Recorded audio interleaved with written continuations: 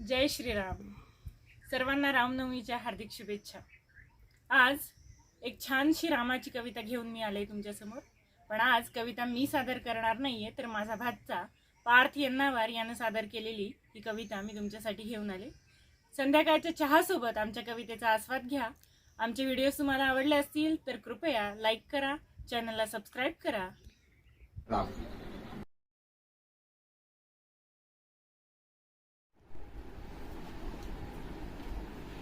दस्तक. राम सुनते ही, दिखते ही, देखते ही या फिर लिखते ही, मन में जो पहले सवाल आता है उसे बांध कर रखिए. पूछो.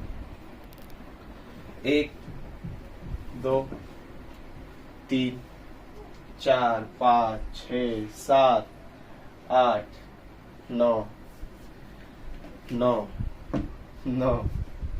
हाथ काट कर रख दूंगा ये नाम समझ आ जाए तो. कितनी दिक्कत होगी पता है राम समझ आ जाए तो. नहीं, राम राम तो कह लोगे पर राम सदुख भी सहना होगा. पहली चुनौती यह होगी कि मर्यादा में रहना होगा. और मर्यादा में रहना मतलब कुछ खास नहीं कर जाना है, बस त्याग को गले लगाना है और अहंकार जलाना है. अब अपने रामलला के खातिर इतना ना कर पाओगे. अरे शबरी का झूठा खाओगे तभी पुरुषोत्तम कहलाओगे.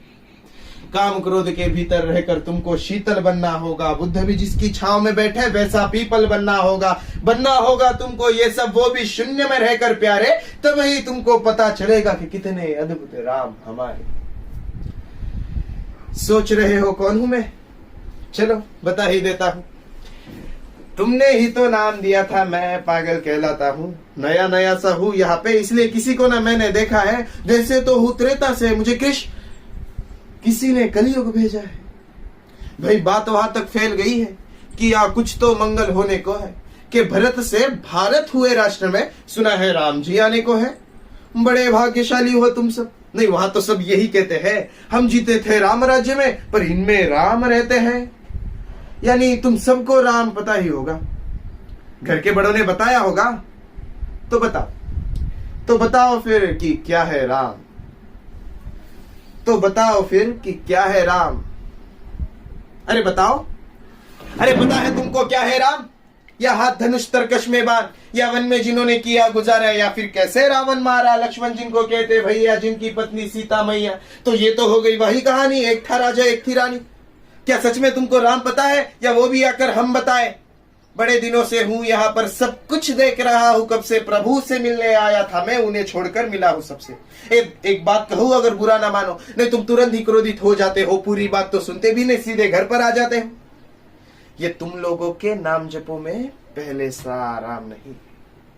ये तुम लोगों के नाम जपों में पहले सा आराम नहीं. जबरदस्ती के जय श्री राम में सब कुछ है, बस राम नहीं.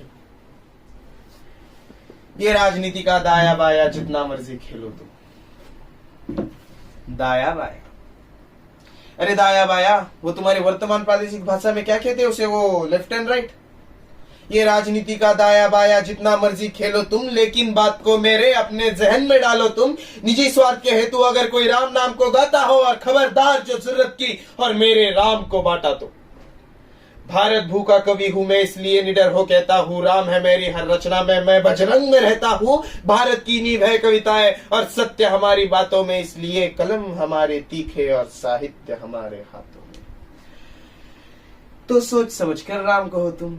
ये बस आतिश का नारा नहीं, जब तक राम हृदय में नहीं तुमने राम पुकारा नहीं. राम कृष्ण के प्रतिभा पर पहले भी खड़े सवाल हुए. ये लंका और ये कुरुक्षेत्र यूं ही नहीं थे लाल हुए.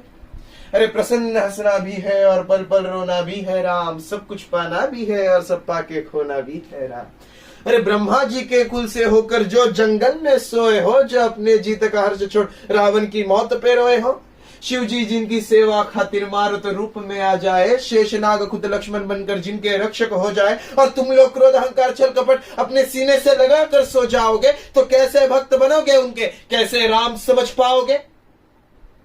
अघोर क्या है पता नहीं, और शिव जी का वरदान चाहिए. ब्रह्मचर्य का इल्म नहीं, भक्त स्वरूप हनुमान चाहिए. भगवा क्या है पता, लहराना सबको होता है. अरे भगवा क्या है वो जाने, जो भगवा ओढ़ के सोता है. राम से मिलना राम से मिलना राम से मिलना है ना तुमको, तो निश्चित मंदिर जाना होगा, पर उससे पहले भीतर जा संग अपने राम को लाना होगा. जय सिया राम. और हाँ, अवधपुरी का उत्सव है. कोई कसर नहीं, खूब बनाना। मेरे प्रभु आने वाले रथ को उनके खूब सजाना। वो द्वापर में कोई राह तके है, मुझे उनको लेने जाना है। चलिए तो फिर मिलते हैं, हमें भी अवध में आना है। जय सिया राम।